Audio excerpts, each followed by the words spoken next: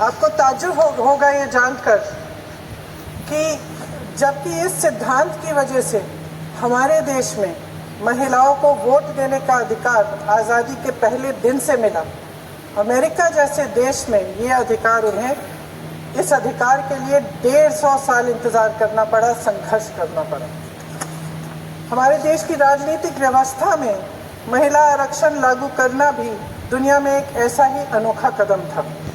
पंचायतों और नगर पालिकाओं में 33% आरक्षण का प्रावधान भी भारतीय राष्ट्रीय कांग्रेस की सरकार ने स्वर्गीय राजीव गांधी जी के नेतृत्व में सदन पटल पर पहली बार पेश किया, मगर उस समय ये प्रावधान पारित नहीं हो पाया।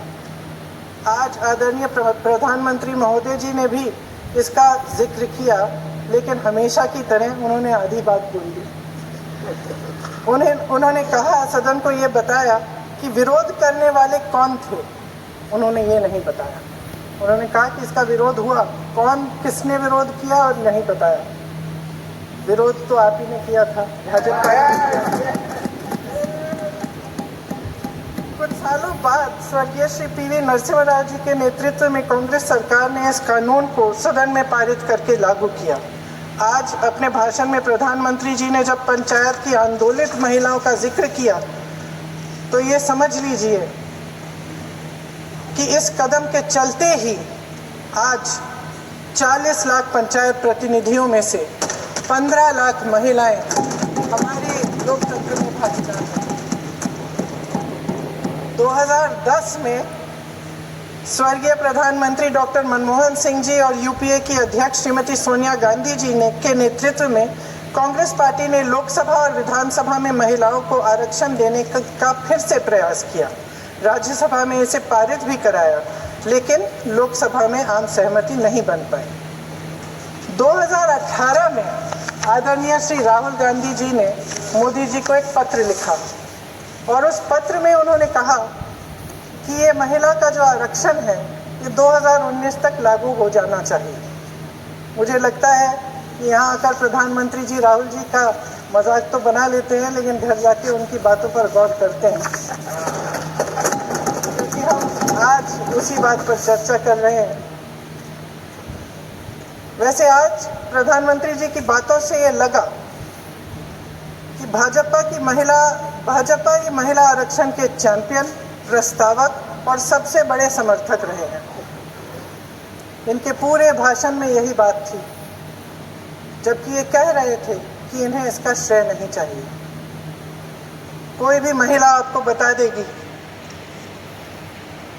कि बार बार बहकाने वाले पुरुषों को महिलाएं झट से पहचान लेती हैं। थोड़ी सावधानी बरत लीजिए, पकड़े जाएंगे। आखिर जब 2023 में राहुल जी के पत्र को पढ़ने के कुछ सालों बाद, हाँ, उसके बाद पढ़ लिया। आखिर जब 2023 में आदरणीय प्रधानमंत्री नरेंद्र मोदी जी की सरकार ने यह अधिनियम सर्वसहमति से पारित किया, तब भारतीय राष्ट्रीय कांग्रेस ने अपनी विचारधारा के अनुकूल इसका पूरा समर्थन किया। आज भी इसमें कोई शक नहीं होना चाहिए कि भारतीय राष्ट्रीय कांग्रेस महिला आरक्षण के पक्ष में डट कर खड़ी है और खड़ी रहेगी।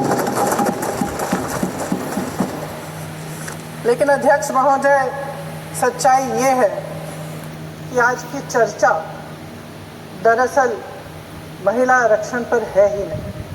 जो विधेयक के सरकार ने पेश किया है, उसका प्रारूप हमने पढ़ा, उससे पूरी चर्चा ही बदल गई है। उनकी सरकार के इस विधेयक का सार सुनिए। सबसे पहले इसमें लिखा है कि संसद में महिला आरक्षण 2029 तक लागू होना चाहिए। अब सहमत है। फिर कहा गया है कि इसे लागू करने के लिए लोकसभा सदस्यों की संख्या 50% बढ़ानी पड़ेगी।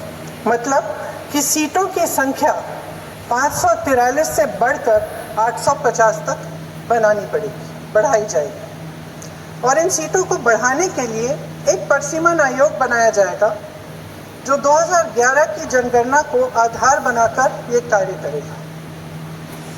ऊपर से इसमें कोई आपत्तिजनक बात नहीं लगती, मगर इसे गहराई से समझा जाए तो इसका असली मकसद उभरता है।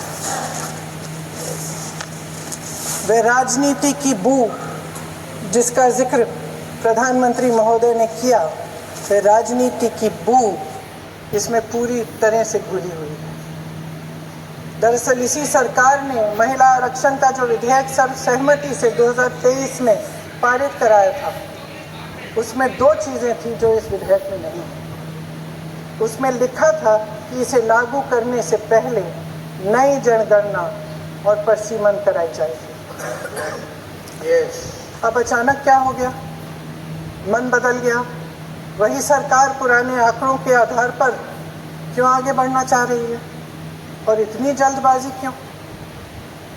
अध्यक्ष महोदय, ये हमारे देश की सच्चाई है कि प्रतिनिधित्व का सवाल जनसंख्या के सवाल से जुड़ा हुआ है।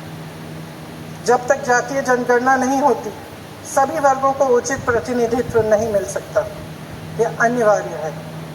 ये सरकार 2011 की जनगणना पर आगे बढ़ना इसलिए चाहती है क्योंकि इस जनगणना में ओबीसी वर्ग की संख्या ही नहीं है।